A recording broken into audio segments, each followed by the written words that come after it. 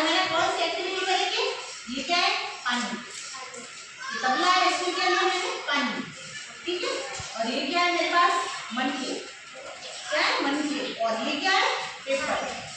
Paper कागज। ठीक है।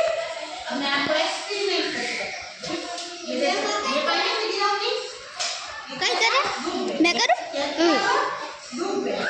और ये पेपर, अब ये पेपर रखूंगी, ये क्या कर रहा है? तैर रहा है पानी में।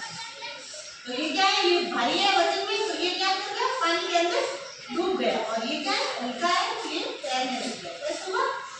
तैरने लग गया। अब एक एक करके तुम लोग एक्सपेरिमेंट करो। ठीक है। पहले कपिल करेगा, कपिल करो, पकड़ो, डालो अंदर, ले गया। राधिया दीदी आगू हट। ठीक है।